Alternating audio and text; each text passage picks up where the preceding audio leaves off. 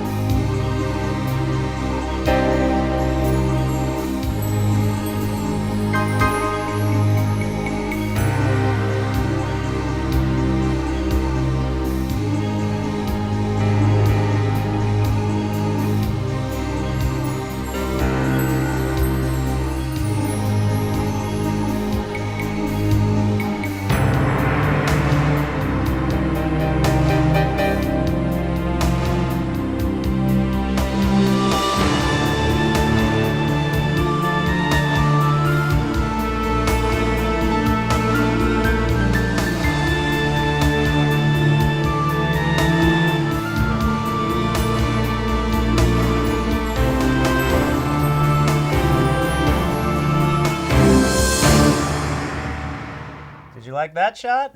Wow.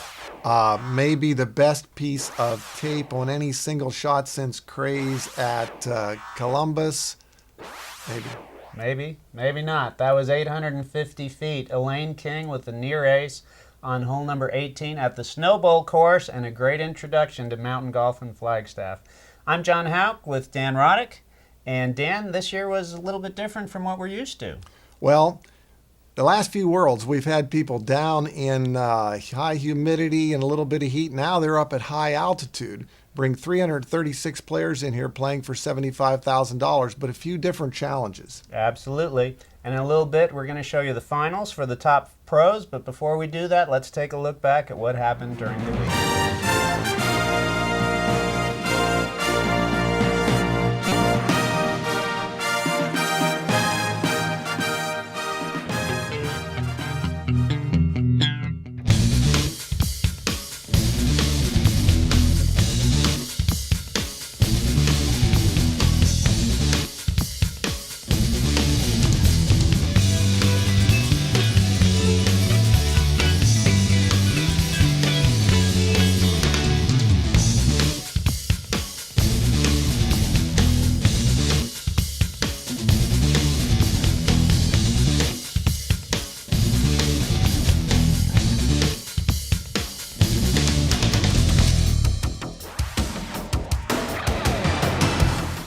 The traditional start to the week was mixed doubles, and it went into overtime. Elaine King and Kevin McCoy finished in a tie for first, with Ryan Renz and Courtney Peavy. See them here on hole number 1 at the Little America course. There's Kevin's layup putt for the 3, and there's Courtney. Third place in the event went to Carrie Berlager and Sonny Ashby. We had a fourth place tie between Des Redding and Jay Redding, along with Sheila Kirkham and Barry Schultz. Valerie and Avery Jenkins finished in 6th. On the second hole, there's the layup from Ryan. They're going to take a 3, but Elaine King from downtown, that's the putt that wins it. And here are your champions, Kevin McCoy and Elaine King. I have been under snapping the putts when I've been nervous, and this one I just concentrated on snapping it hard, and I did. Field reporter Speedy Guerrero is with the champs. I have with me the Mixed doubles world champions Elaine King and Kevin McCoy. Congratulations. It's a very difficult course that you played on. It's a tight course. Tell me about your challenges during the alternate round, the most difficult doubles.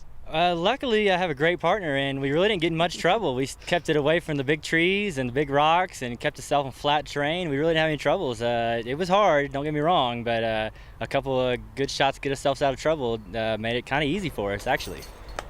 Tell me about your strategy during the playoff.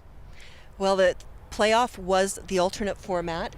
Kevin and I were up first, and we were actually hoping the other team might be up first, and then we could see how they played. But hole number 1 is a very difficult hole. Even with a good drive, the basket is perched at a very precarious place, and a putt for a deuce is unlikely. So therefore, we looked to the next hole, hole number 2, where Kevin had a great strength throw over the trees, which I can't do. And so we decided we'd arrange it so that Kevin was teeing off on hole 2, and assuming we got a 3 on hole 1, I should tee off on hole 1. Once again, congratulations and have a great Worlds. Thank you. Thank you. Let's meet some of the players at this year's event. Speedy Guerrero is out there working the crowd. We're ready to go to the PDGA opening meeting.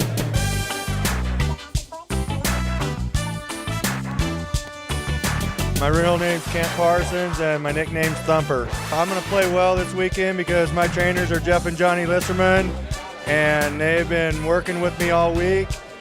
And we got here last Tuesday. We played 14 rounds, and I'm ready to go. Tell me which brother you are. John Lisserman, how you doing? What division are you playing in? Masters. Beautiful. Are you planning on winning? I'm going to try to play as well as I can out here. Everybody's so humble, and I appreciate that from you, too. Tuna, tell me what you think about the courses here in Flagstaff. Lots of rocks, beat up your disc. Favor the old sidearm, can't complain about that. It's not a world championship without this character. Give me your name and where you came from, please. My name is Carl Joshin. I live in Charlottesville, Virginia. I like the courses. I like them a lot. I think the difference is you don't have to be able to throw 500 or 600 feet to play the course as well. Now you're really making me wish like I was playing. Nah. My name is Courtney Peavy, and I'm from Atlanta, Georgia. How did y'all do today? Got second. Dave Greenwell, how you feeling? Like a grandmaster. Always glad to be here. I've been to all of them, and grandmaster is why I'm able to do this one, because they didn't have to play snowball. We're going to interrupt Dave Nesbitt from his official duties. Didn't get a chance to play last year, so I'm looking forward to it. And cashing is the goal. Dave did run the World Championships last year. I was there. Very fun time. Absolutely. How you liking these Worlds? The Worlds are exciting. It's my first time out here. The courses look pretty good, very challenging. Had a good day with Sheila. We had a good time out there. Didn't quite meet our expectations score-wise, but we had a lot of fun, played well. And tell me your name, young lady. Leslie DeMar. How do you like Flagstaff? Oh, the town's fun. The courses they're all right. I actually like the 2-time courses best. Lori, how are you going to enjoy yourself here in Flagstaff this week? Well, I'm hoping to help as much as I can, and I'm trying to run the office from the hotel room, doing the phone calls and the emails, but I am hoping to hit the pool. I got lucky. How'd you get lucky? My wife said I could come like 2 weeks ago. I came for the scenery. You know, all the worlds I've been to, same old Midwestern stuff. Last night I went down to Sedona, this Oak Creek deal, and then today got up and went to the canyon.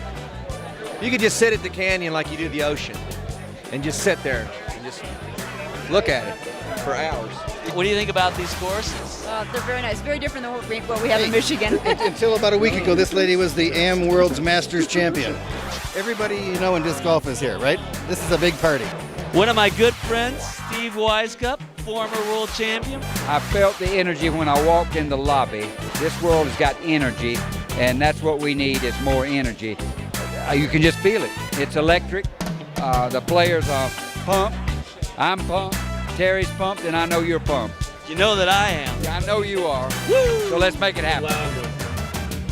I'm the guy who doesn't stop talking. Hi. My name is Dan Ginley. I pretty much spearhead the Arizona Disc Golf Club. We're really glad to have you here. Since 1979, Discraft has designed and manufactured tournament-quality flying discs for all disc sports. Our disc golf line is second to none. From beginners to world champion pros, disc golfers everywhere rely on the quality, consistency, and durability of every Discraft Pro Golf disc. Discraft, the world leader in disc sports.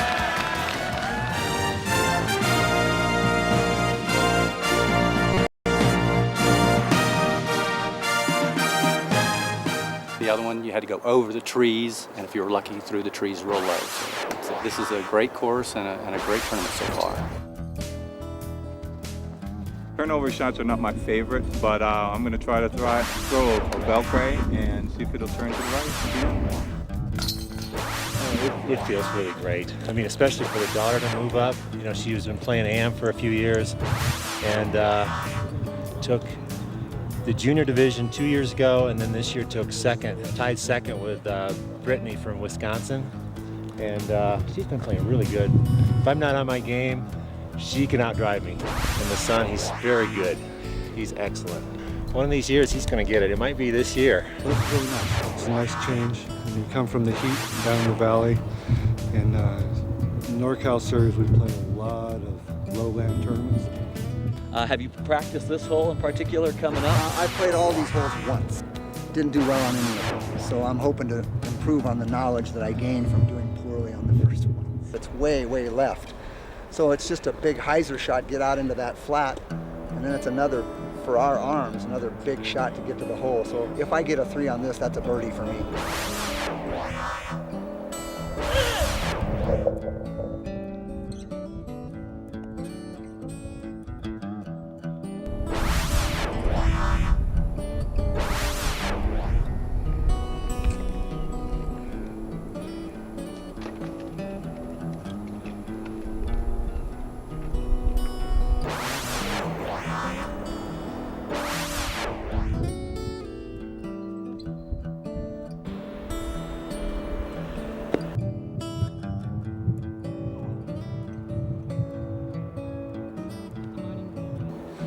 Kind of like the difference between a good round and a bad round is which direction the trees are leaning when you throw.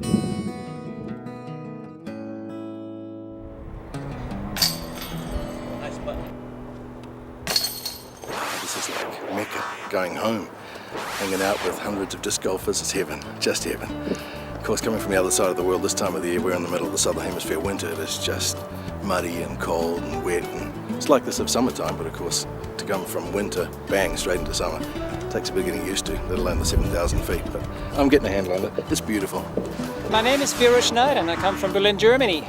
I think I'm going to use my sidearm and use a stable disc, go out with the sidearm and we'll come back. That's the idea. That's the plan. Let's see what's going to happen.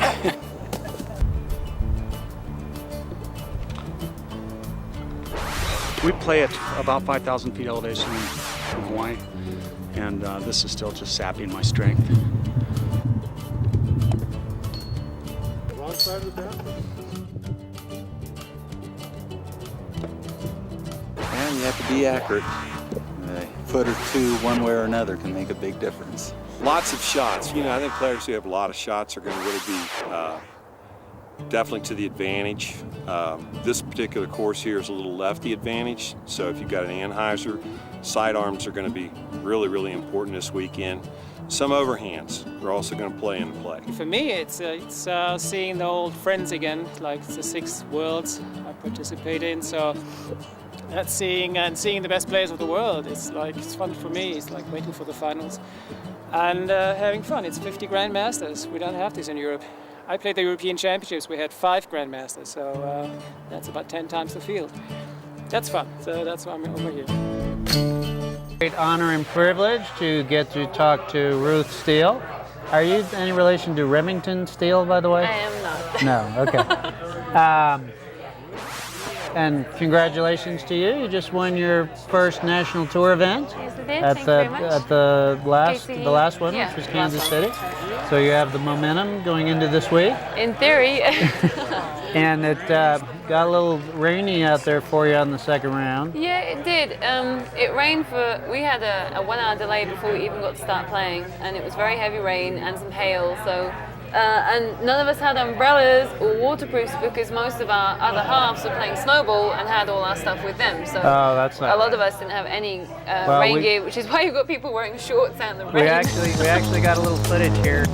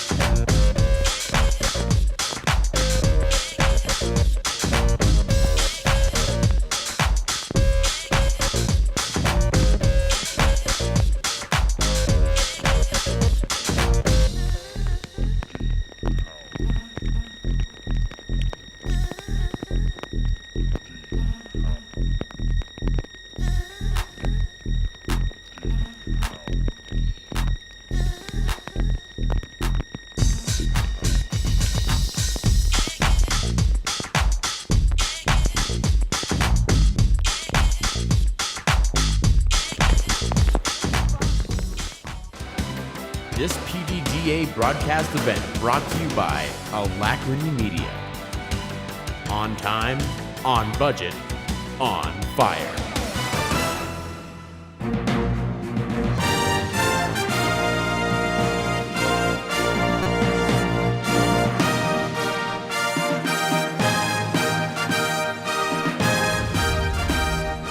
Our special guest tonight had me pretty stumped trying to think of a good introduction, but I think 2 words is probably all we need. The man in the world of disc golf, Ken Climo, 11-time world champion, Hall of Famer. Good to see you. Thanks, John. Having fun? Having fun. It's a beautiful country up here. It is beautiful. Everything feels good. I was coming off a little bit of a hand injury, and I was kind of wondering about my first competition back, if it'd be all right, and it seems to be all right. So you had 2 months without any tournaments whatsoever. Yeah, it's the first time in my career I've actually had to miss tournaments for any kind of injury. I've played injured on a few slight injuries before, twisted ankle and stuff, but it was my throwing hand and there's nothing I could do. So you got here 3 days ahead of time? Went through the courses a couple times, or? I went through them once, and after I saw them, I figured that was all I needed to play them. Got the idea? Yeah, it was, a little random luck here and there, so it doesn't matter how many times you practice them, you still got to just make the shots and hope they get through. And everybody's playing the same course. That's right. You could say that my knowledge of ball golf is transferred into disc golf and made me a little more conservative than I might have been otherwise. So have you seen other guys making poor decisions on whether to go for it or stay safe? No, we've only played 2 rounds, and I might have seen a couple of poor decisions out there. And it was just maybe from the place they were in and not on the tee pad, but tough getting into the trees and you get a tough upshot. And after all these years, your first world title was in Arizona. Phoenix, Arizona. All right, so you have some good memories of Arizona from that. Definitely. What is it that keeps you focused at this point? I mean, you have thoughts about your resume and your legacy. Has your love for the game and your desire to play changed at all over the years? I feel it's definitely changed some. I mean, in the beginning, I was just a madman. You locked me up in an insane asylum. I played all the time. Every free hour I had, I was at the disc golf course, and I've definitely slacked off a little bit on that respect. But it's like riding a bike. Like I said, once you do it a whole lot, like I've done, it becomes ingrained, and I don't need to practice as much as I used to. I don't think. And so, is it the competitive aspect of it, or is it the love of playing the game? I think both of those are great points of why I still do what I do and love doing it. I love throwing the disc. I love watching the disc fly. I love competing against the other players at top level. I love playing the course. And I think that's more so where I reside in my mental game when I'm out there. I'm not playing these guys. I'm playing the course. Right. I'm trying to beat that course. Whatever these other guys do, they're going to do. It's not in my control. Right. I got to play the course. Playing fewer rounds now. I'm looking for longevity. Yeah. I'm definitely, I could play myself out like a lot of these guys do and get injured and run around with your hand on your shoulder or whatever you're doing. And that's not me. I don't want to play round after round, day after day. I'm looking to play till I'm 65, 70 years old. Now, you were telling me you have primarily 3 discs in your bag: T-bird, rock, and aviar. You have a Firebird in there for special situations. Is your stuff mostly candy? It's a variation. I've got some SE stuff. I've got some KC stuff. I've got some Proline stuff. Okay, I've got some old San Marino rocks. I've got new 8-time, 10-time. I've got. It's just a mixed bag of. Okay, but it sounds like you've got a lot of stuff in there that can get nicked up on these trees and rocks. You had any trouble with that so far? A little bit here and there, but that's to be expected. You got enough of it to, you always got enough backup? Yeah, the disc closet's doing pretty good these days.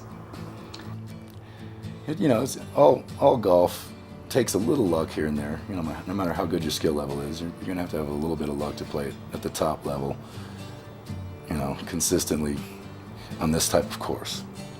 And there's a lot of people out there that have thrown very similar shots to other people and they don't get the same results.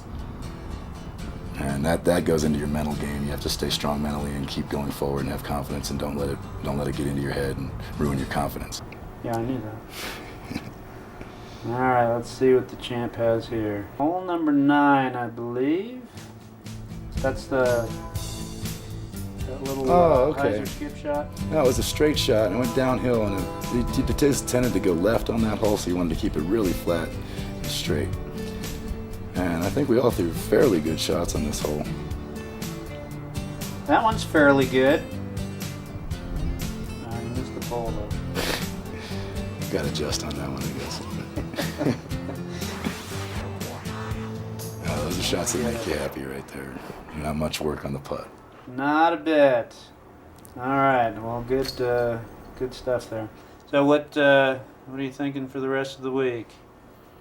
I'm thinking keep it in the 40s and just play consistent, just don't have a bad round. That's what it takes, really. It takes a bunch of good rounds. It doesn't take great rounds, it just takes a bunch of good rounds. Now, in your mind, is there anybody who's more likely to be there at the end this year? Well, I know Barry really, really wants it. I mean, he's been nip and tuck, you know, for the last couple of years with me in a lot of the major championships and big tournaments. I know it's on his mind, and everybody's calling for him to win since he's played such a great national tour this year.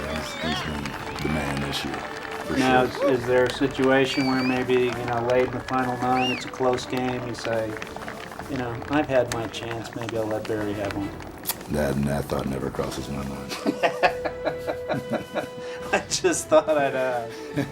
All right, 11-time champion Ken Climo, thank you very much for coming by. Thank you, John. Good luck this week. We'll need it.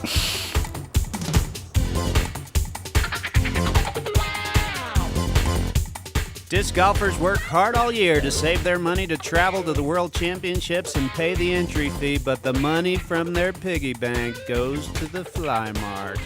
Ace Field reporter Speedy Guerrero was on the scene.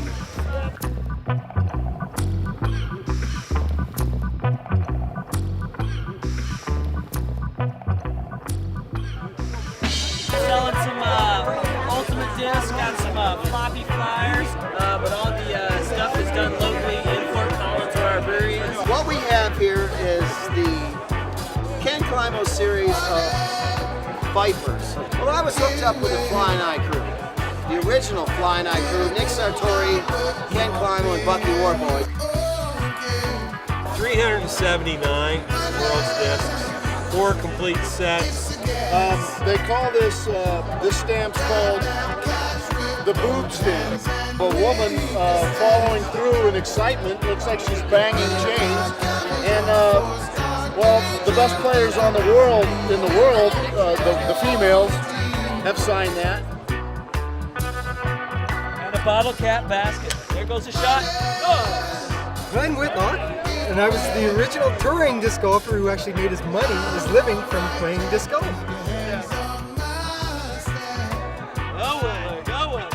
After a lengthy career overall and playing all sorts of disc sports, I turned to golf, and here I am.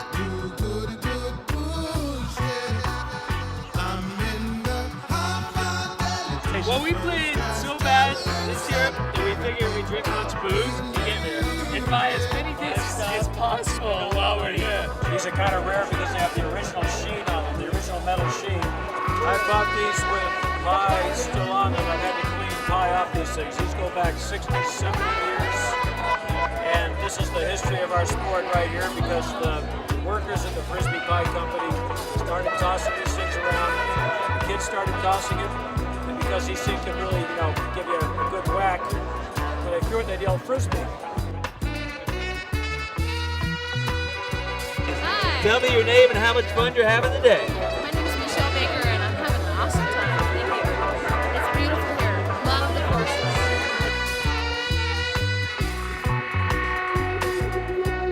Everything under the sun. What do you want? That's what I ask people. Well, all I can say is that's usually the challenge. Ask me for something I don't have. They usually find something.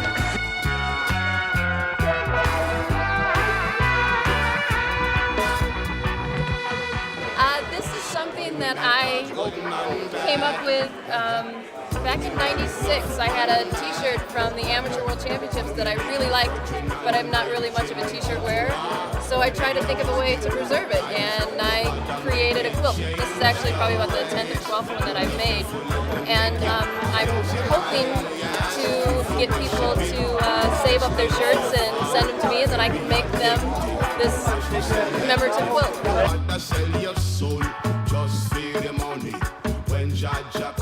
I've never seen anything like it before, actually. It has a nice shiny coat. New disc catcher. This does not go through, not only on the top, but you know what? I tested this myself extensively and threw every shot in my bag. And I got one to go through, and that was like a jump forehand from about 10 feet, and I whacked it. Custom designed photograph, designed by me and my friend Dan. It's a 2-minute photograph with me behind the basket, dressed in black, waving a traffic light. It's a new, unique disc from Arobi. Superflight makes it, the same people that make the Pro Ring. It's got a unique outer rim. One side is actually wider than the other. It's actually a elliptic design. Well, funny you should ask, because I believe whoever's making the videos here are doing a great job today in the Tiffany Tree Lounge. I hear this Pink Floyd tune. It's reggae-esque Pink Floyd, and I like that the best. I just was a little shocked at the quality and all this excitement and what I'm just happy to be here. What's special is the White Widow stamp. There's only 100 made. From one thing to another. She does all the preparation work. It's vinyl. We use sheet vinyl, all hand cut. All this is cut out. He is a real artist because he comes up with stuff like this and I can't do it. Ken Lee, Flagstaff, Arizona, having a lot of fun. This is great.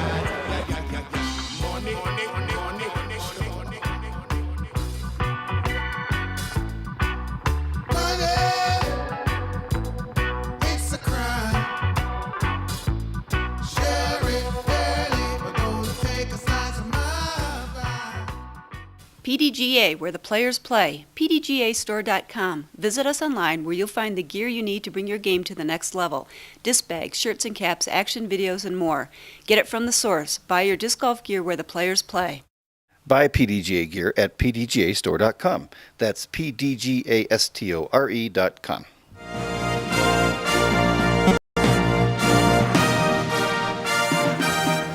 Miles Harding was the world champion last year in Miami at the Amateur World Championships in the junior division. You're 16 now. Mm-hmm. You won the junior division last year, but your score was good enough that you would have beat the top advanced guy. Yeah. Playing from the same tees all week. Yep. Everything the same. This guy wakes up every day. He says, I'm leading my division, but I'm getting beat by a 15-year-old. Yeah. Still, you walk out with the world title. Mm-hmm. He walks out with the world title. Yep. Did he send you anything for Christmas? No, just gave me a smirk and left. I think he owes you big. If you had played in his division, he wouldn't have a world title right now. Nope. No. But you know in your heart. I got to beat him. Yeah. All right. I've been playing pro the whole season this year. All right. What's your longest throw? 485. 485? Right after the AM Worlds, I went to my first pro tournament, and I won that. So. You won your first pro tournament? Yeah. All right. Well, thanks for coming in. No problem. We'll be looking for you all the way along this week, not to mention 6 or 7 years. Hang on to this tape, because we want to play it back when he's like a big star. See if his touring week turns out like you thought. All right, thanks, Mom. No problem. Just warming up a couple days before the tournament, trying to find the paths through those trees. How's it been going so far? Not too bad, not too bad. First ever Pro Worlds. Oh, really? I've been playing this was still my 3rd year. So I did the AM Worlds and came out and said, hey, I came out with a bunch of buddies, said, hey, let's go do it. So I'm on vacation, have some fun, play some new courses in Arizona, and just getting having playing with better guys, and then cheering on Barry Schultz. Hopefully he pulls it off this year.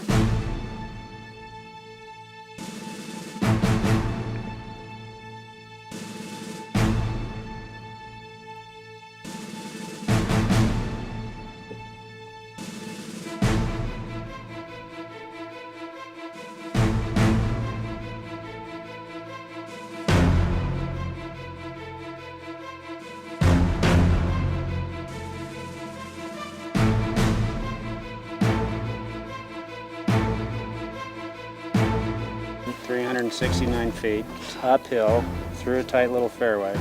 If it had been flat, how far do you think it would have gone? Maybe 500. That was a crash. Yeah. I was just telling this guy what a dumb hole it is. Nobody could reach it. Then you put it 2 feet past the basket. Yeah, I couldn't do it during practice, so I had to do it today.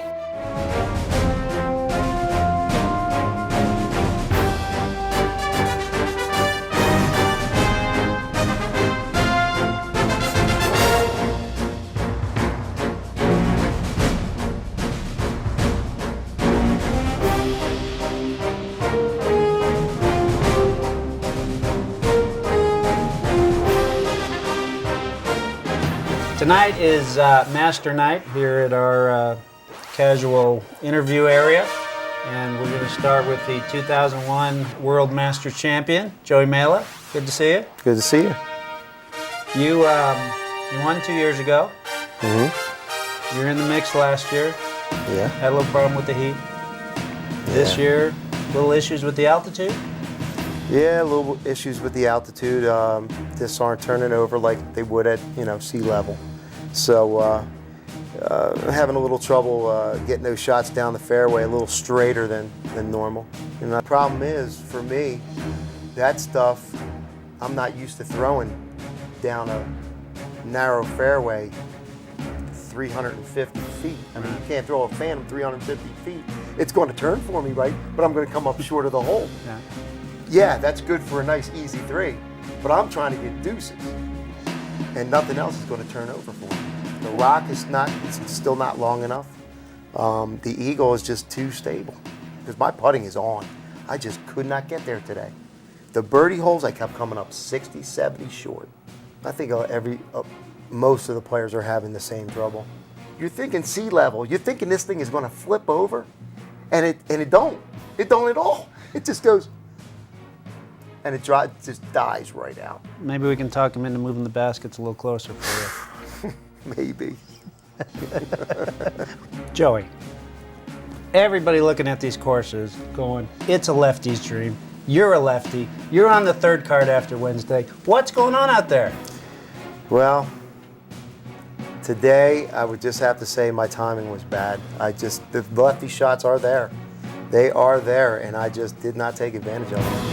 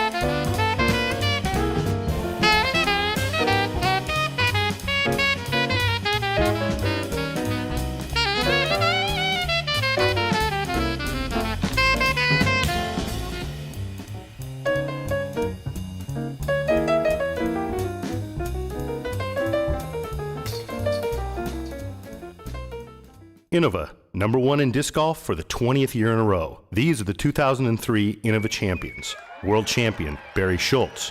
Women's world champion, Juliana Korver. Master world champion, Brad Hammock. Grandmaster world champion, David Greenwell. Senior Grandmaster world champion, Peter Shive. United States champion, Barry Schultz. United States women's champion, Des Redding. World distance record holder, Christian Sandstrom. More world champions have chosen Innova than all other brands combined. What's your choice?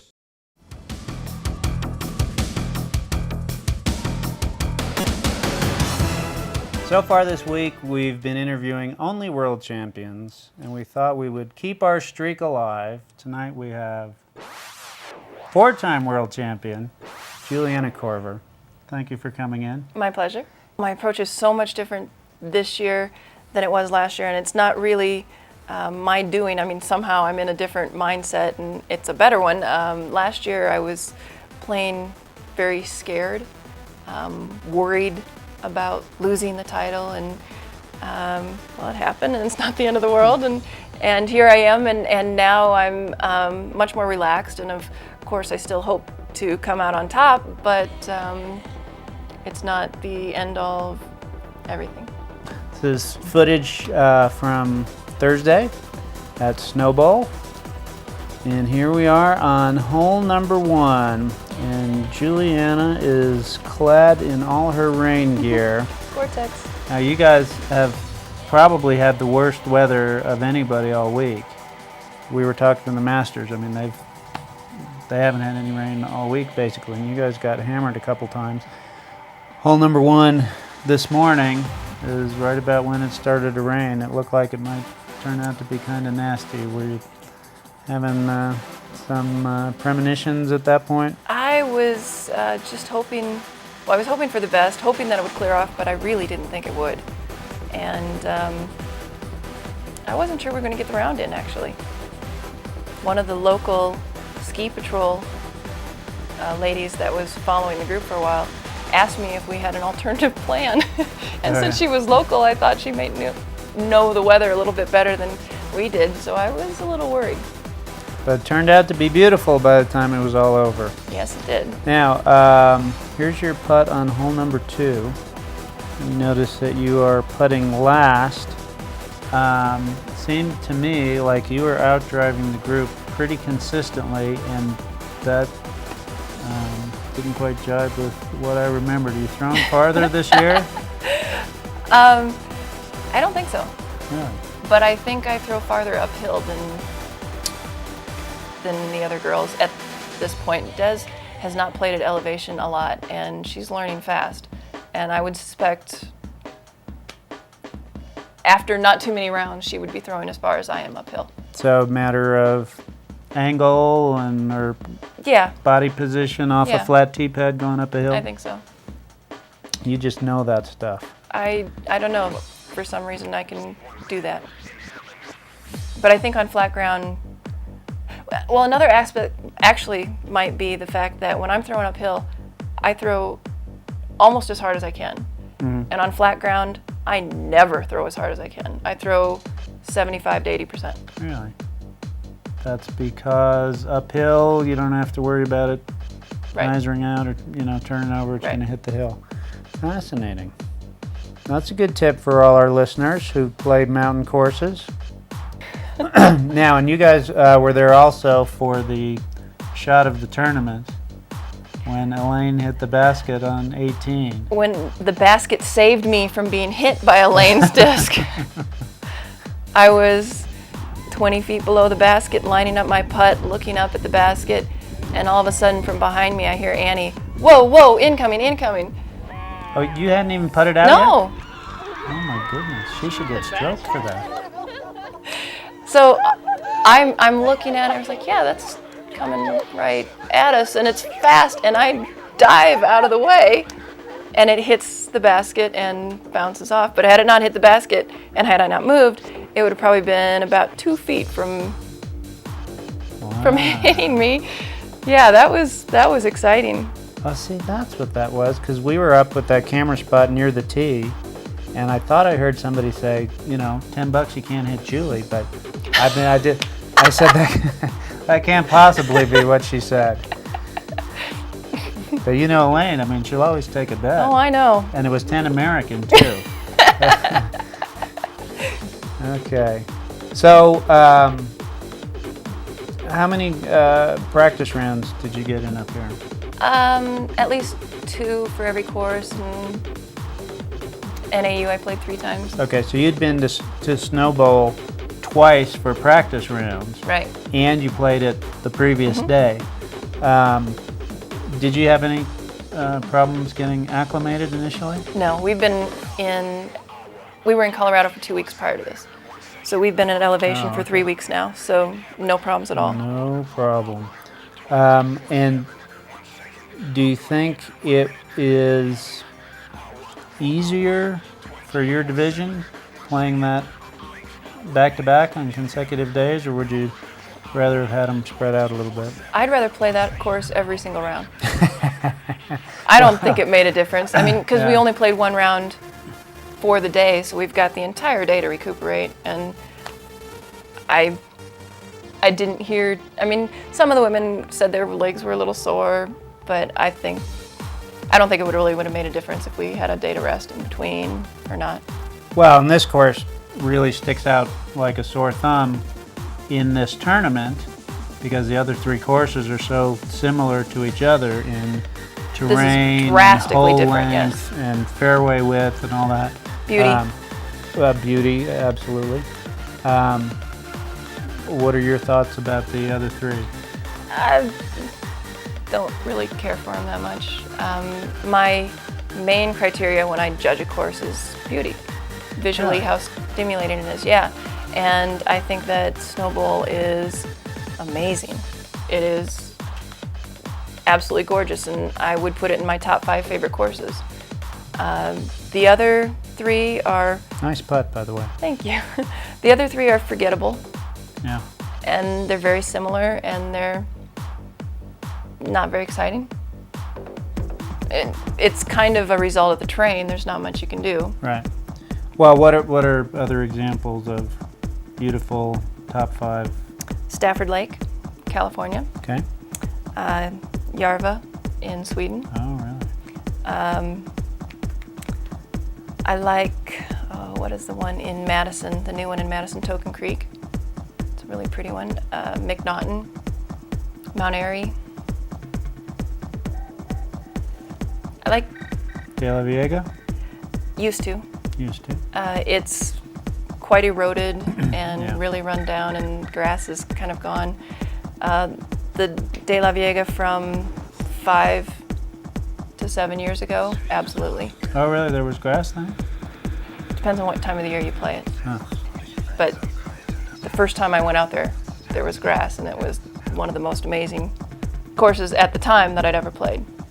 Okay, how about some courses in a beautiful state with which you are very familiar? Courses we're going to be seeing for the World Championships next year. I think people are going to be thrilled with the courses next year. Grandview is it's a city park, but it's a really, really nice course for being in a city park. Walnut Ridge is beautiful. I think they're going to do some changes, which they should, because it's not maybe that difficult. Ewing, amazing. The surroundings, the elevation for Iowa, the elevation, the foliage. It's an arboretum as well. It's beautiful. And some of the other courses, as far as I'm concerned, aren't as pretty, but they're really fun courses. And you had a hand in one of them, I understand. I've actually had a hand in a couple of them. Oh, really? Well, Walnut, Grandview, and then quite a bit of effort in the Pickard in Indianola. So that's got to be an advantage for you. Oh, I don't know if I don't know. I never play well on courses I designed. I don't know that it makes a difference. Well, Actually, I'm nervous about it because if people don't like it, then I feel responsible. Well, just one little part of it. Well, thank you so much for coming by. My pleasure. Good luck the rest of the week and Thank you. the rest of the year. Thank you. And we'll keep an eye on you. Okay. But no pressure. Just go have fun. Okay. Okay. Discraft is pleased to be the title sponsor of the 2003 PDGA Professional World Disc Golf Championships.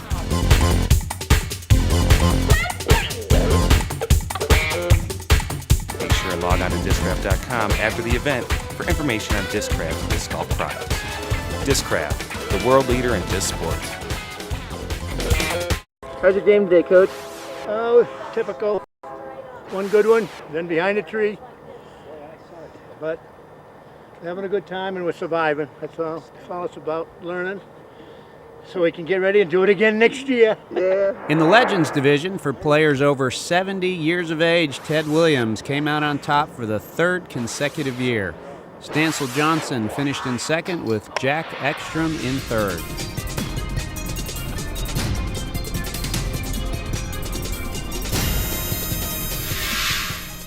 Wow, and what a week it has been here in Flagstaff. I mean, the mountains have come into play. We're talking about weather delays, we're talking about storms, exhaustion, tremendous challenge for the players. And it all takes us down to 9 holes to play.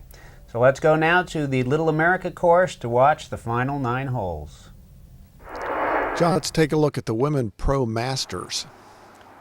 Start on hole number 9 of their 9-hole final. This is Peggy Berry of Colorado, who is about to win her first world title. There's Andy Lehman of Houston, Texas, with a nice upshot. And here's a good story. Kathy Hardiman of Colorado, who just won the Am World Championships. Finally, Lisa Warner of Ohio. But with this putt, Peggy makes it official. She is the 2003 Women's Master World Champion. And Andy finishes out. She'll finish in 3rd place. Kathy will finish in 4th. And Lisa Warner, oops, she'll get an extra shot, but she's going to finish in 2nd. And she hits the tough one. And I think a lot of people at home are asking the same question I heard in the gallery today. Where did she come from? It's a small town called LaPorte, Colorado. I've been playing for about 5 years now, and I've had Nadine Cosgrove and Sheila Kirkham to push me, so I think that's helped my game a lot. Now Dan, Senior Grandmasters. We'll pick up the action on the same hole, number 9. Take a look out from the bushes here. This is Peter Shive. Oh, great up. Just about put it in. It's Jerry Robbins of Kansas. It's Pete May out of Augusta, Georgia. He's a PDGA board member. Pete had a very strong tournament. He's going to finish in 2nd place. Jerry will finish in 4th. Ray Carr of California in 3rd, and there's Peter Shive of Wyoming, our world champion once again. I think that's 3 out of 4 for him. Here's our Grandmasters. Steve Slazer of Florida, the Hall of Famer and disc golf legend. This is on hole number 8. Down that hill is the pond. Alan Beaver of North Carolina. Stop. He's going to get another crack at that. There's Mark Horn out of Altadena, California. Bonk. This is back to hole number 9 now. The view from behind the tee. Mike Travers on a hole that's pretty typical of the city courses. Brent Edwards of Oklahoma, not quite able to hit the fairway. Glenn Treemstra from San Diego. And these guys are used to that. Be a lot of trouble on these courses, and if you miss the fairway, you're going to have some tough shots coming out. As Horn and Travers and Treemstra putt out. Now this is Glenn Henry of Virginia, who, along with Dr. Rick, shot a 26 in the final 9. Those were the best scores among the group. Randy Beers of Florida, able to push through the branches. Give himself a nice short putt that he almost made. But the big story this year in the Grandmasters was the presence of David Greenwell, who decided to join that division late in the going. Had good battles all week long with Dr. Rick Vokes, who is, of course, famous for pinpoint shots. And great putting. When he needs it. That's a pretty good combination. John Bird out of Colorado. John, of course, one of the players used to the elevation that the courses provide this year. The city course is at about 8,000 feet. Snow Bowl at about 10,000 feet. As Mr. Beaver gets one through. And Bird's second shot comes up short.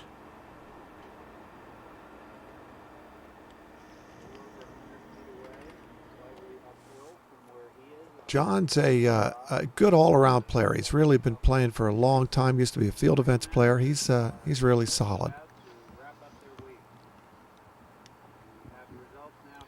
And as the lead group approaches their final green, it's been a long and trying week. A lot of wrapped up knees in this group.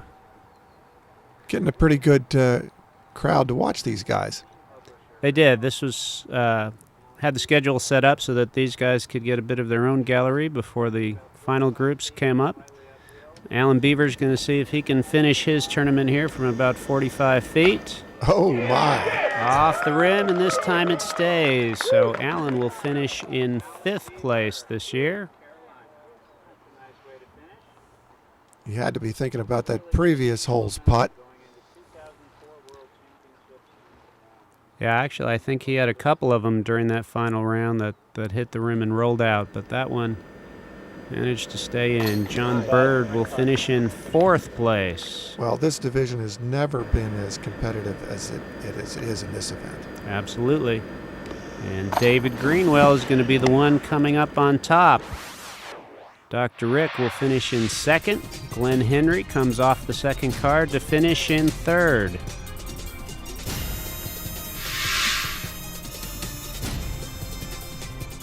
Disc golf combines a modern recreational phenomenon with one of the world's great games. Disc golf is a lifelong activity that promotes good health, flexibility, concentration, and mental discipline. Disc golf is a great game for players of all ages and abilities, and is a great way for you and your company to become more involved in the community. The growth and development of disc golf are driven by the PDGA. The Professional Disc Golf Association helps bring this exciting family recreation to everyone. And the Masters division, they have to be at least 40 years of age to play.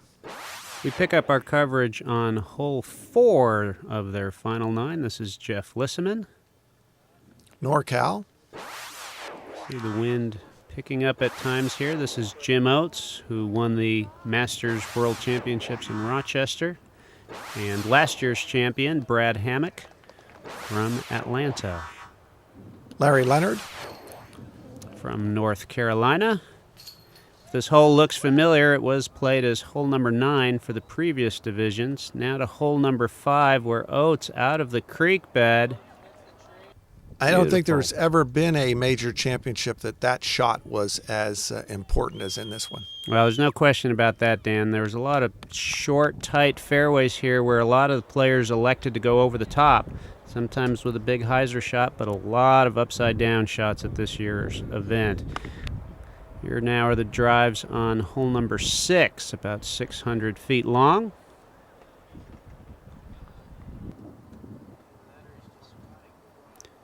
And on to hole number 8, where we see Larry bringing out the sidearm shot. This is a long par 5 over the lake. That is a long upshot. Yes, and it's going to leave him down on the low side of the green. Lissaman, who played this one around the lake. Nice touch on that. Leaves himself a very makeable putt. Looks like that strategy paid off for him. Larry goes to the... I don't know if he picked this as a time to learn how to use that sidearm or what he's thinking there. Boy, Brad doesn't spend too long after he's decided what to throw there. He knows what he's doing. Larry, by the way, made it into the final 9 after winning a playoff with Scott Papa and Mitch McClellan to take that 4th spot.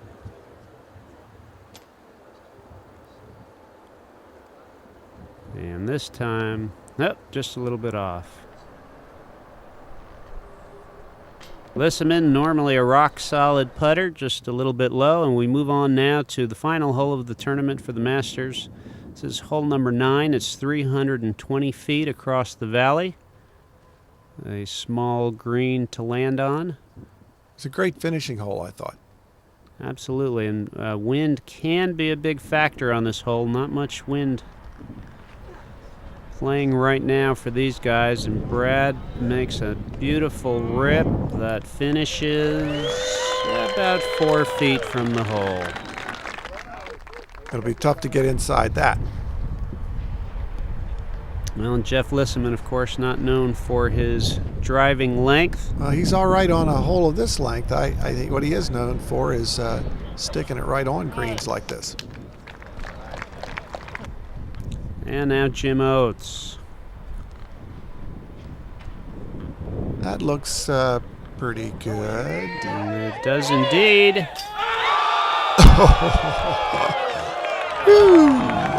A near ace for Jim Oates on the last hole. Boy, that hit a lot of chains and rim and just didn't quite stay. But a good treat for the gallery here. Tough act to follow there for Larry. I think Larry got a little bit shook. That is well wide and way deep. Almost found the parking lot. Here's his birdie attempt. Yeah, he got it close. That's the kind of putt we expect to see from Lissaman, and he will finish in 3rd place this year.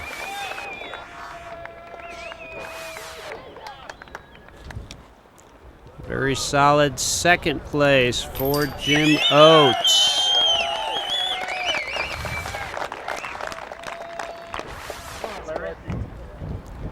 Larry Leonard will finish in 4th. And our winner this year, doesn't even need to look. That's 2 in a row Masters titles for Brad Hammock. He's still running those earplugs. I think he's got earplugs in there. Yeah, a lot of the guys enjoy this division for the camaraderie. Brad decided to go with the earplug. Okay, Dan, now let's take a look at our pro women.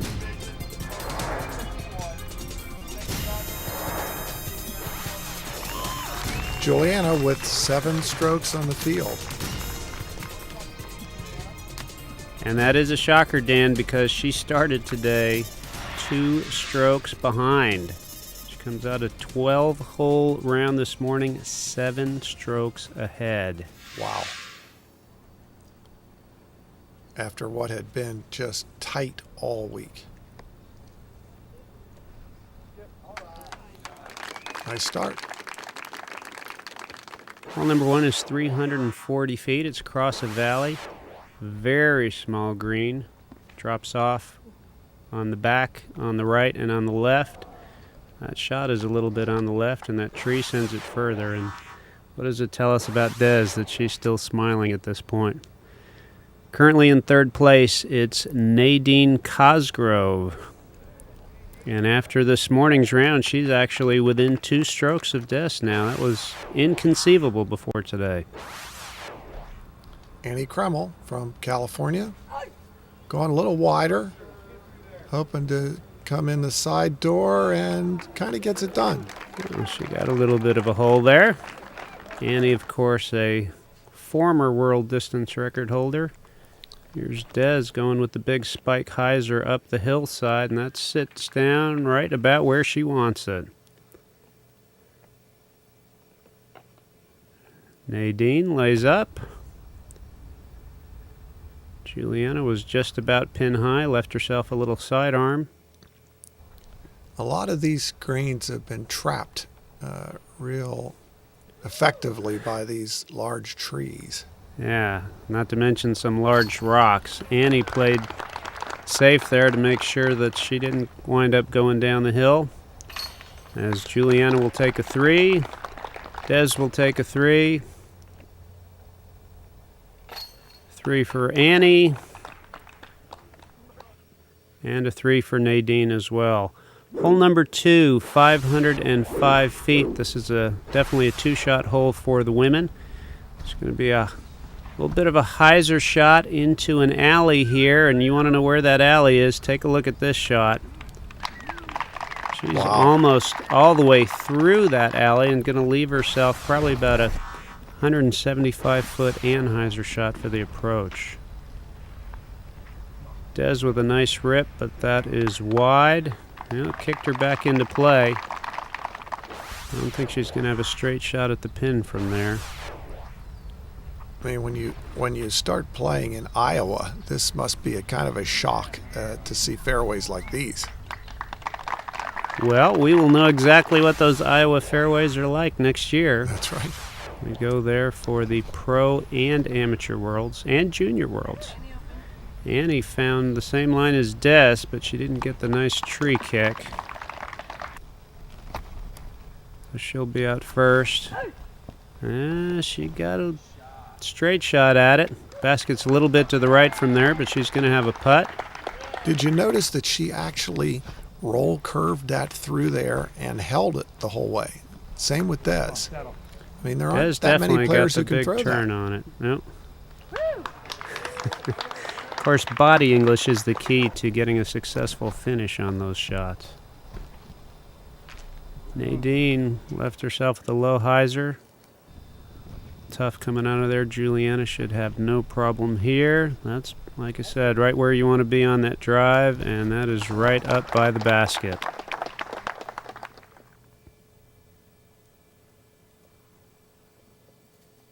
There's Nadine's third shot, going a little bit deep. Annie can't quite convert on her par attempt. Des for 3, just a little bit short. Nadine now. Oh, she's going to wind up taking a 5 here. Juliana takes the lone par on the hole to stay at 19 over. Des with a 4 at 27. She picks up 1 stroke on Nadine, who takes a 5. She's at 30 over now. Somehow Juliana made that look pretty routine and gained a stroke. Hole number 3, 585 feet. It's a dog leg to the left. The pond is on the left side of the fairway. Juliana got good distance on that and put it right in the heart of the landing area. Des wants it to get up a little bit. She's going to be in decent shape, a little further to the right than you'd rather be. And that's substantially further right than you want to be.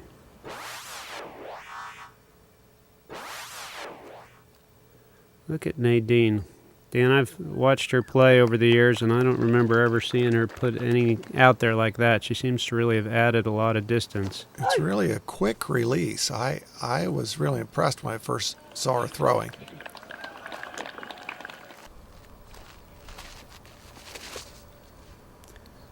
There's another good rip. Needs to get up a little bit.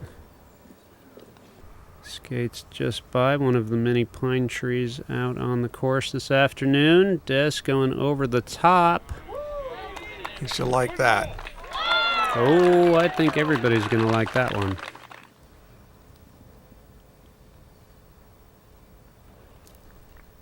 Juliana had a little bit of a footing issue on her lie there. She's going to be a little short. Hasn't that been one of the real challenges of the week? Just really uneven footing in a lot of situations. Nice third shot by Annie. Yeah, actually, I think on this final 9, it's a little more of a issue with high growth there on the edge of the fairway. During the week, it was mostly issues of rocks on the fairway. This is a beautiful but rocky part of the country. Nice putt by Nadine. She'll take a 4. Annie with a 4.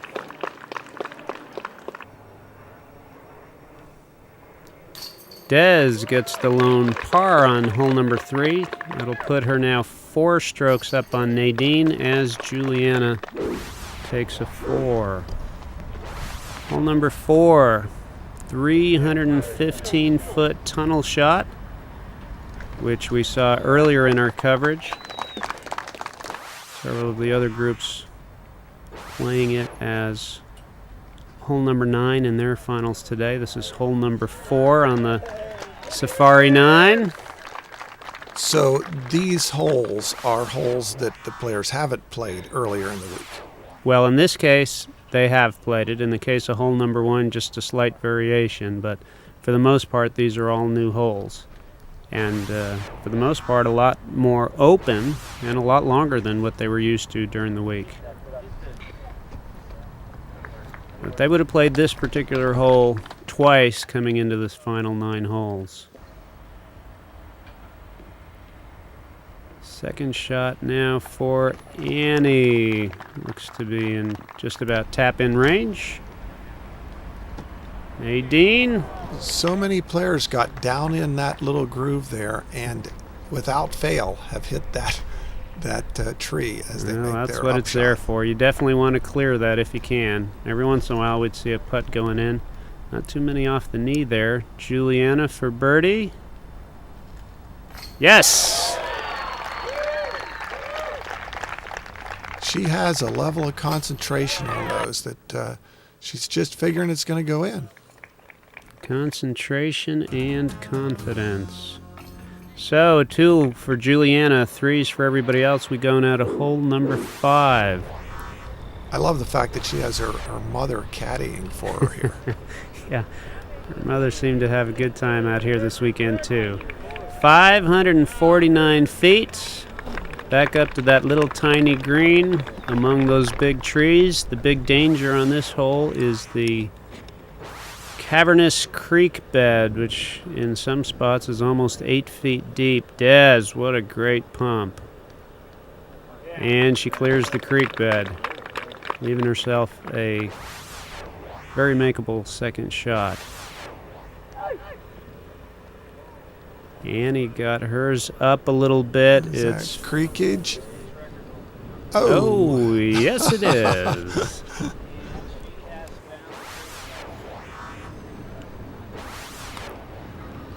Nadine, well, she's playing that a little bit safe. She's going to be well over the creek, but she's actually going to be on a little bit of a side hill well short of the basket. She's going to have to get back up on top of the next ridge, which she does, and she needs to hang on. Well, she hung on. Wow, I hate to see him throw in the towel like that. Okay, this is a big uphill shot when you're not starting 6 feet deep. And Annie unable to get it up onto the green. But not a problem for Des. Puts a little bit of turn on it. Gets it right up onto the flat spot. She'll have a big drop off behind the basket. That's the thing, it falls off. It's almost on a little peak there. You can't afford to go past. Pretty much just like that is how you want to make that shot. Ooh, that needs to sit, and it does. I don't know if she was listening for rocks or crowd reaction. Oh, nice run by Nadine.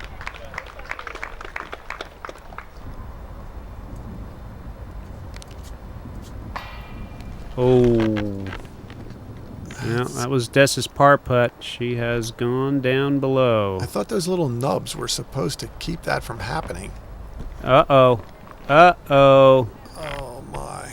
All the way back down. One more try. She hit that same tree. Annie just a little bit short. So Des took a 6 on that hole. Nadine took a 4, so Nadine is now back within 2 strokes in the race for second place. As we move on to hole number 6, 606 feet. Again, with the pond on the left side of the fairway. That's playing it pretty safe. That is indeed, and this hole pretty much going to be straight away. The pin is going to be in among a couple big pine trees. And she's in the sweet part of the fairway. Now Des, who just had a rough hole and follows it up with a bad drive. And Dan, it just seems like she does this every once in a while. Of course, this was the close battle in this entire tournament all this week. Des and Juliana were tied after the second round. They were tied after the 4th round, the 5th round, the 6th round. And then in the 7th round this morning, they were tied going into the 5th hole. Des went double bogey, double bogey, double bogey, while Juliana was parring. She lost 6 strokes on 3 holes, and then proceeded to bogey the next 2 holes and lose 2 more. Ever since that little stretch, they've been playing just about even again, but Des's whole tournament came down to those 5 holes. That is just unbelievable, given how consistent she is in general when you look at the rest of her scorecard. Yeah, and she and Juliana were basically stroke for stroke. I don't know that anybody got more than a 3-stroke lead, certainly not at the end of a round, more than 3-stroke lead all during the week. And all of a sudden the wheels just came off.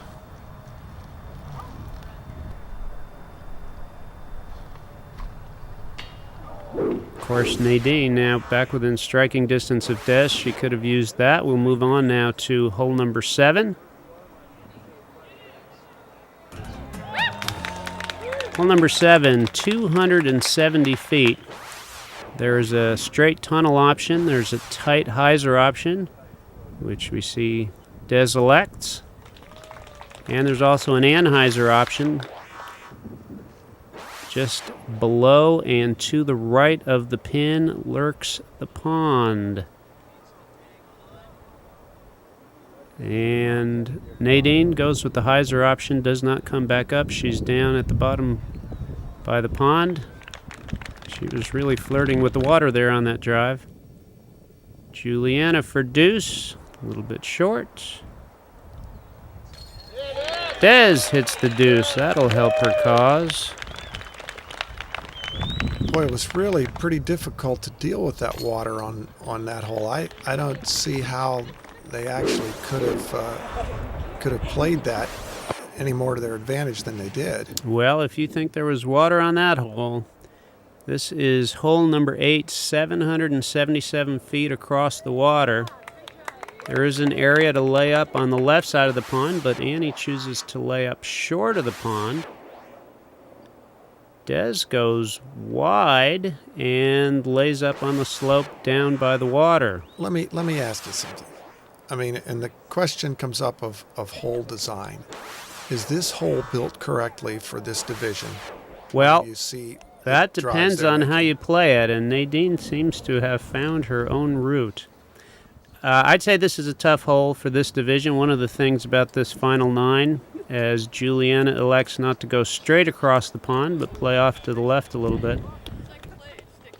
It was just basically the logistics factors that for this final Safari 9, the Open, Masters, and Women were all playing from the same tee. So some holes set up better for one division, some better for another, but Annie is straight over the pond on her second shot.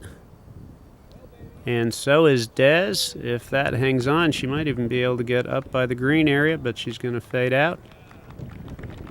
Have a elevated green on this hole that's about 70 feet wide. And boy, Nadine, I guess, was trying some kind of backdoor route around the other side of the pond. Oh my goodness. And she's just finding a lot of pine trees back there. There should be a tournament GPS that you get to carry with you. Yeah. Annie's third shot. She's just about on the green, but not in a real good spot. Juliana's third shot is going to be below the green. Des with a strong third shot. Hang on. Nope, she's going to be down in the valley still. What an adventure this hole is. My goodness. Nice to see Nadine back among the living, and look at that shot.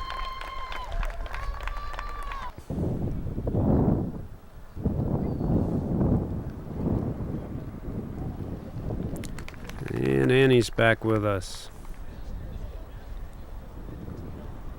See how the wind has become a factor just recently as Des goes over the green and back down on the other side. But no problem there for Juliana. As if it weren't difficult enough, throw a little bit of wind in there as well. Holy cow, Dan, can you believe the luck? Des goes by the basket, catches a roll, and now she's going down again.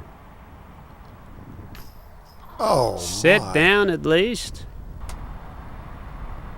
Tough hole for Des.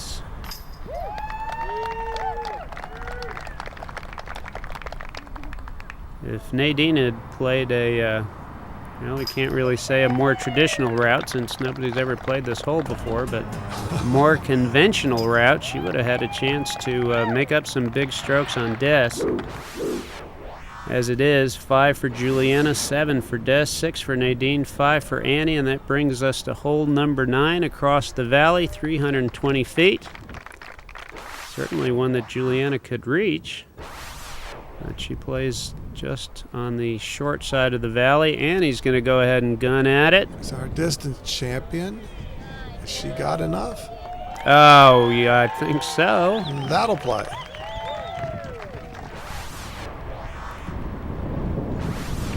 Things quite a bit windier here now than they were when Jim Oates nearly aced this basket a while back. Look at the power on Nadine Cosgrove. Wow. She has put it past the basket.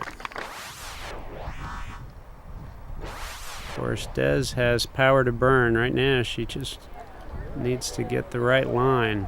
You know, John, this is a tighter pattern of shots than any other division that came through there. Yeah, we had 3 just about right up there. Juliana was the only one who wasn't making a run at it, but she'll take the easy layup. And Nadine now actually needed that to stay ahead of Annie. She'll take a birdie on the final hole. Des birdies. I'm sure she feels good about getting one on the way out after having some tough times today. Annie birdies. She'll finish in 4th. Nadine in 3rd. Des in 2nd.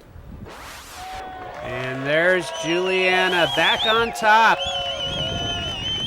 Her 5th world title.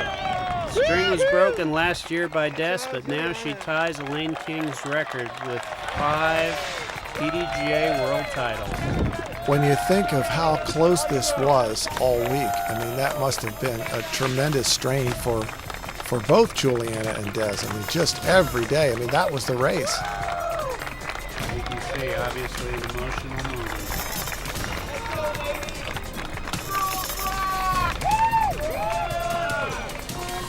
I mean, really, the margin was just that 3 holes. Same final 9 holes that we saw for the Masters and the women. Mike Randolph and Marcus Karlstrom wishing each other good luck. But the man of the hour is Barry Schultz. A lot of close competitors during the week this time around. But going into the final 9 holes, it is pretty much the Barry show. He has a 7-stroke lead. And a nice start on this 340-foot first hole. Looks like he made a fairway there somehow. He throws hard enough. I think he does clear brush on several instances. Ron Russell, former world champion. Not quite able to clear his own fairway there. And he managed to stay up on top. Marcus Karlstrom, from Sweden, who has unbelievable power. He's going his own way here. Yeah, not quite what he was looking for. And Mike Randolph, who had one of the best final nines, possibly the best final nine in the history of the PDGA Worlds at Port Arthur in 1995. And he made a big point of telling everybody during the week that he hadn't really gone away. He's still in the mix, and he showed that he still got the skills this week. Barry right up by the pin on this postage stamp sized green. I love that lunge putt of his. I mean, he's going after it. So it's threes around the horn on hole number 1. Now to the 505-foot hole number 2, which, as we saw with the women, there's a hyzer fairway. Barry's trying to find his own Anheuser fairway through the pines there. And Ron decides might as well just go over everything with the big Anheuser. Well, he had good distance, but I don't think he's going to like that lie. Karlstrom. Karlstrom actually one of the few players. Holy cow. Goodness. That would have been my thought. Well, he's one of the few players who actually walked through the 9 holes on the preceding day. He's just about pin high there, Dan, on a 500-foot hole, and he didn't exactly go the direct route. I don't see how he could strategize with anyone else because he's playing a different game. Randolph gets over the top, fades out a little bit at the end there, but he is in the open. Barry punching through the pines with great success. That was so close to the tree initially. Ron Russell goes to the big hyzer. That's about all he had out of there. He's going to leave himself well short. This is now Mike Randolph's birdie run. That was even outside of lunge range there. I think so. This is Karlstrom for birdie. Just about. Boy, that was a great approach, really. It had a chance, stayed tight. Ron with the no-look putt. That was well, it looks like almost a compromised no-look. I mean, it was kind of a glance putt. Barry takes a 3. Randolph takes a 3. Karlstrom, of course, with the 3, but Ron Russell takes a 4. That now puts Marcus Karlstrom in sole possession of second place. Barry plays safe here on hole number 3. Again, 585 feet. Hard dog leg to the left. Karlstrom not interested in the dog leg. Oh, my goodness.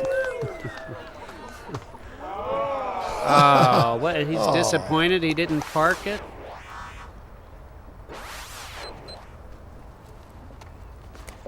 Randolph also with great power. But they're getting a lot of lift out there as they go over the pond area.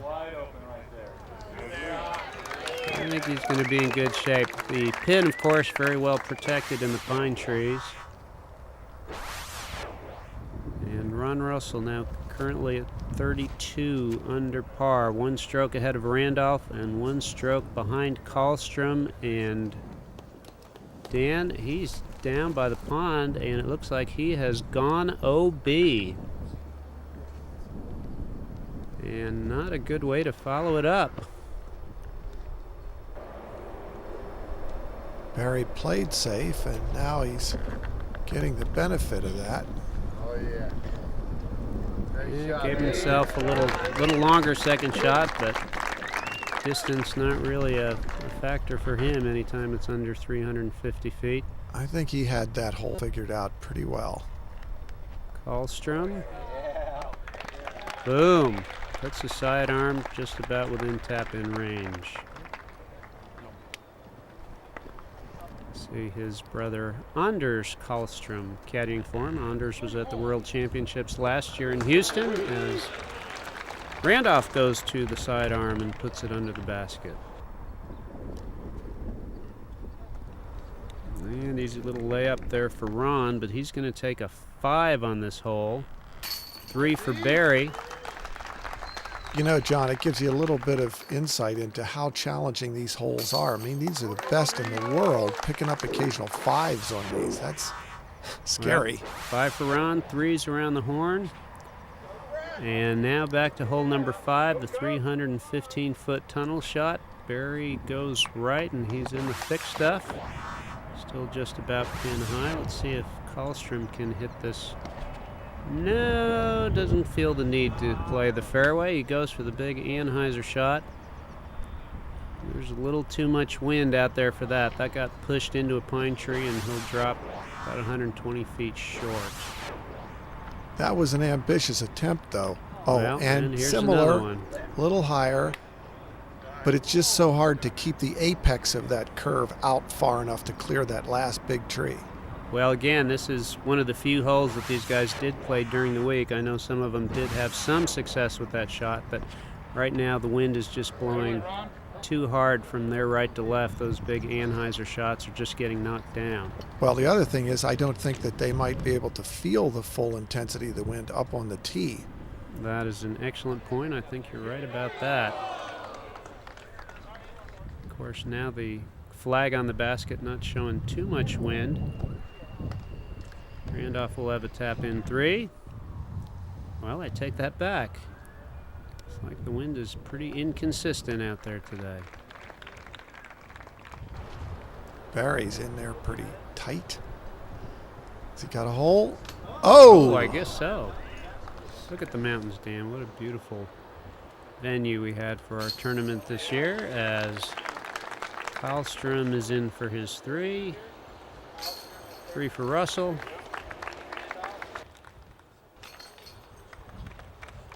Three for Schultz. And for Randolph. It was a big attraction. I mean, we've had so many kind of warm weather worlds recently that this was a nice change. Even the year we went to Minnesota, it was blistering hot. Hole number 5 across the valley, back to that tiny green, 549 feet. You want to stay out of the creek bed. Barry looks like he may have found it there. Look at this guy. Oh my, that needs to find a hole. If he can find a hole. It kind of dribbled through there, but yeah, I think he caught a little bit of a branch. Otherwise, I don't know that he might not have gone past that drive. That branch wasn't a factor for most players. Certainly not on their drive. That got turned over a little bit too much for Mikey there, but it's coming back. Keeps the crowd involved, though, doesn't he? Very considerate on his part. I love this Discraft shirt. I mean, very cash. Now, Ron Russell.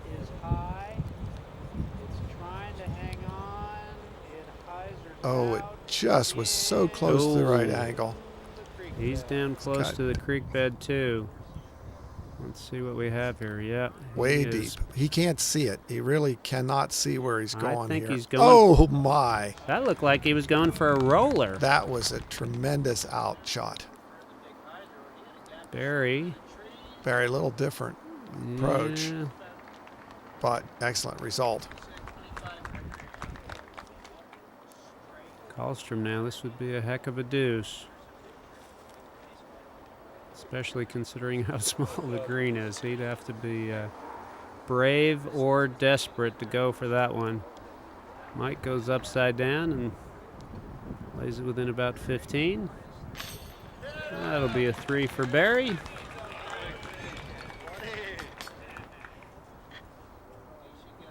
I'm just not convinced that we should be calling these greens, that's all. I mean, I don't get it. Okay, they're not green, but all golfers know that the area that contains the hole is called the green. Oh, so but it's tradition. It is tradition. Not to say that disc golfers have to be traditional. Just let me know when you come up with a better name, okay? Okay. Yeah. Hole number 6.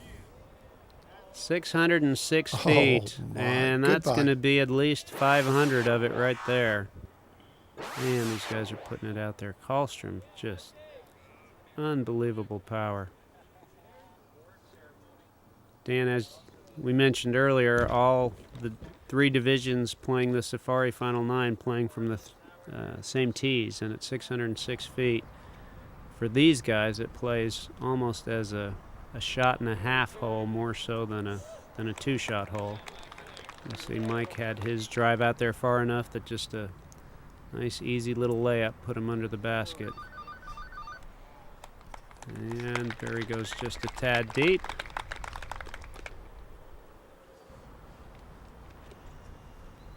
Run. Also right up there. Let's see if Karlstrom's got something that he can take a run at here. Well, he didn't have a good line at it, so he just went with the hyzer upshot. Now, before the round, Tournament Director Dan Ginnelly announced that there would be a $200 bonus for the best round here, and Karlstrom looking very strong so far this round. 3s around the horn as we go to hole number 7. And there is 270 foot again. Hyzer is an option, and Hyzer an option. Straight down the middle is the option. That's a little higher Hyzer than we've seen so far, but it doesn't make it all the way back. Karlstrom's going to be down on the hill, down by the pond. He does have an inventive approach to the game, I'll say that. I mean, he always seems to surprise you a little bit. Oh, look at this. Oh, my. Nice looking shot by Mike Randolph, and Ron Russell goes for the tunnel. Makes it safely between the guardian trees. Fades out a little bit, and he's going to leave himself about a 25 to 30 foot putt. Now Karlstrom trying to hang on to sole possession of second place. Oh, and he makes the uphill putt from 35 feet.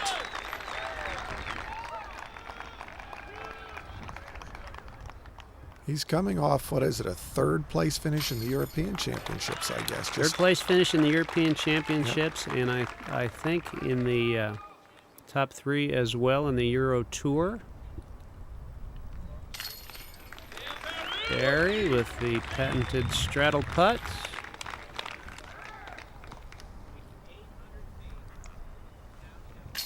And Mike Randolph is actually a little bit deep on what looked like an ace attempt, but 2s around the horn on hole number 7. Now to hole number 8. 777 feet, 420 feet to clear the pond, and Barry figures he doesn't need to mess around. And he's across. Karlstrom. That's no surprise that he goes with the direct route, and he is going to be well over the lake. Wow. Not much of a factor, that lake.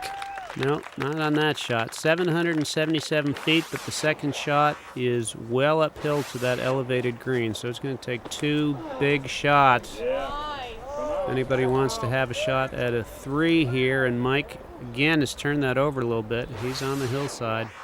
Going to be a tough lie for him. And Ron elects to play to the safe side on the left side of the lake. And he should have a good flat lie from there. Yeah, he's got a good look from there. It's just probably a little shorter than he hoped, a little more conservative than he really needed to throw. Just about impossible to make it all the way on top of the green after you play that safe drive. But he'll be looking at an easy 4. Meanwhile, Mike's giving dance lessons over on the hillside. Well, that was just to get his mini down. There, right. And here it comes. Got a good angle. It's plenty strong. He's up on top. That kind of footing, I mean, it really makes a difference. Oh, a good bit of daisy interference on that release. I think so. Oh, look at that. Karlstrom now after the big drive. Puts the big hyzer, and that is about 15 feet. Ron from the short side of the green coming uphill. A little bit deep, but certainly makeable. And Mike Randolph for a 3. Ooh, boy, it was close. He knew coming out of his hand it wasn't what he wanted. If somebody just tuned in late here, wouldn't they be saying, this can't be the finals, there's no Ken Climo? Well, they certainly could be thinking that. And he, as Karlstrom takes a 3 on the monster hole number 8. Ken started strong this week. He was in the leader group after 2 days and just ran into a whole lot of trouble. He actually fell out of the top 10 for a while, but managed to make his way back. So we're going to have a new world champion this year. So it's a 4 for Randolph, 4 for Russell and Schultz, 3 for Karlstrom, so he will be up first here on hole number 9.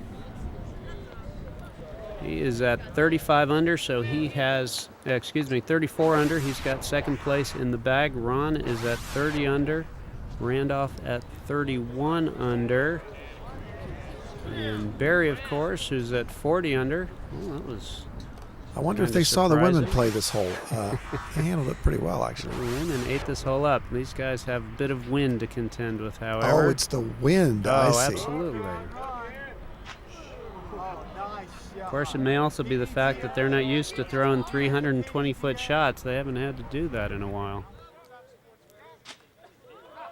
Oh, Mike scattered the crowd there.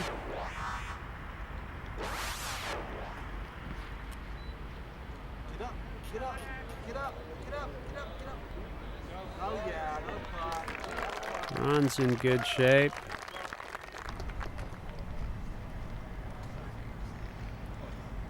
Karlstrom's just going to lay up. He will have a 25 for the 9 final holes. That will be the best round out of the group. Randolph, oh, just off chains left. That means if Ron Russell converts his birdie, he will be in a tie for 3rd place with Randolph. I think he really wanted that one. Barry's tournament will go on for one more throw. Now Ron Russell for 3rd place tie. There it and is. He has it. Good tournament for Ron. Not a bad finish.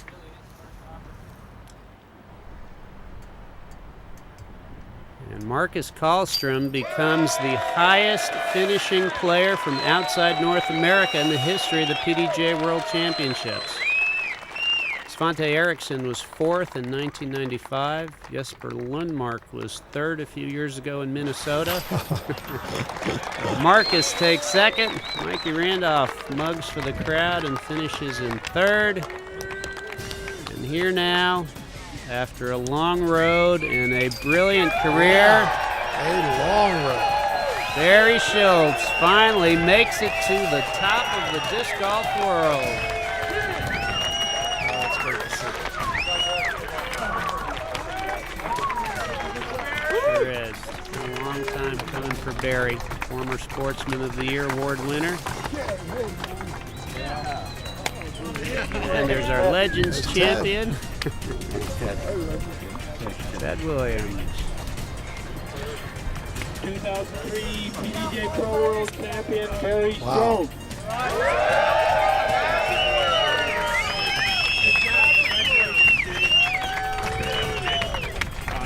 Congratulations, World Champ. Good job. All right, we are complete for the banquet and all the ceremonies. Those non-U.S. finishers, 4th, 3rd, 2nd.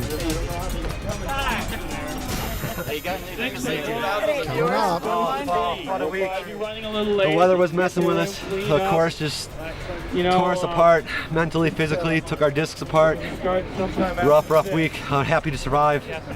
It's great competition all week. We all had a lot of fun playing against each other. I love the weather. I want to thank the Disc Golf Gods for giving us some sun this final 9. And I can't wait till next year.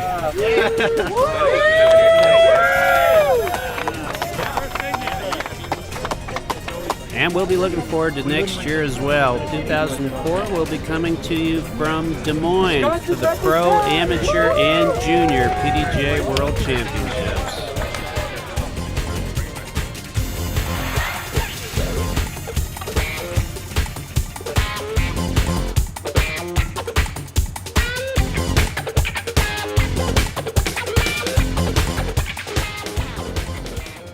Innova, #1 in disc golf for the 20th year in a row. These are the 2003 Innova champions. World champion, Barry Schultz. Women's world champion, Juliana Korver. Master world champion, Brad Hammock. Grandmaster world champion, David Greenwell. Senior Grandmaster world champion, Peter Shive. United States champion, Barry Schultz. United States women's champion, Des Redding. World distance record holder, Christian Sandstrom. More world champions have chosen Innova than all other brands combined. What's your choice? Time to talk about Stancil Johnson. Dr. Stancil Johnson, known as an artist of life and the flying disc, is a pioneer. Thank you very much. Thank you very much.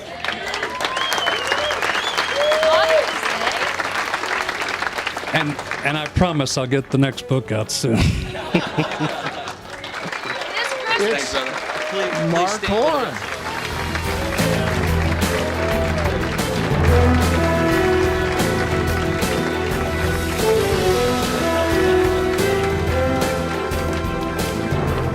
Secret invitees. Mark toured Japan to spread the game in the 1980s, and he and his family have run the Wintertime Open for over 25 years. Thank you. Well, a good portion of my life is revolving around Frisbee. I like overall a lot, golf in particular, DDC more.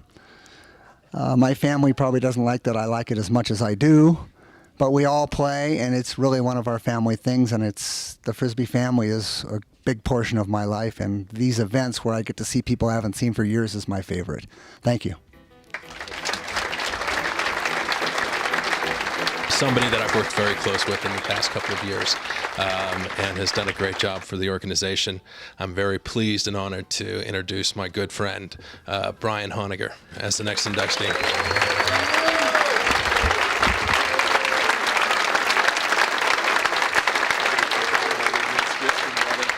And is the PDGA's first executive director, a position held with distinction. His dedication to making disc golf global has not wavered. Disc golfers everywhere owe Brian a world of thanks. Thank you.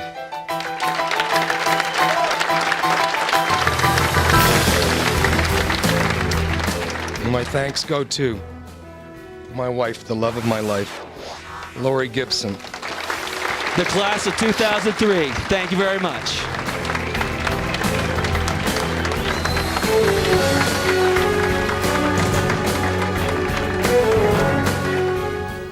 Well, John, an extraordinary setting, an extraordinary week of golf. You got to think Sue and Dan Ginley pulled off something really exceptional here. A memorable week. What's going to stick in your brain on this? Well, I have a lot of questions. For example, you have Ted Williams, who looks like a dynasty in the Legends division. On the other hand, if you look at Master Women, a newcomer, Peggy Berry, comes in and takes it away from everybody. Yeah, that's really what's going on in a lot of these. That with the sport growing so rapidly, a lot of these people that we think are going to own a division, maybe it's not the case. I mean, look at Peter Shive. He's 3 out of 4 in his division, but here comes Pete May, and maybe he's ready to take that thing away. He's closing that gap. And what about the Grandmasters? We don't even know if Greenwell's going to stay. We don't know if Vokes is going to stay.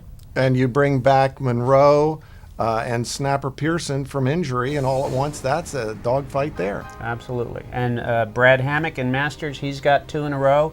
Is he a future dynasty? Or is somebody else going to come in? It's hard to say. Then move up and look at that women's competition. That was the most extraordinary. I mean, save 3 holes, that would have gone tied to the final basket. Absolutely. That looks to me like the tight race that's going to be there for years and years. And on the other hand, look at the Open division now. We've got a new winner in Barry, lots of other guys who were close all week. That one looks to be wide open to me. Well, especially as we go into another year of national tour. when these people get to sort it out over a fairly long road, finishing up in Iowa next year, I mean, that's going to be a tough one for bettors. Absolutely, and we'll have the amateurs there and the juniors there as well, so definitely looking forward to Iowa. But until then, I'm not Dan Roddick. That makes me Dan Roddick, and this is John Houck. And we'll see you next year in Iowa.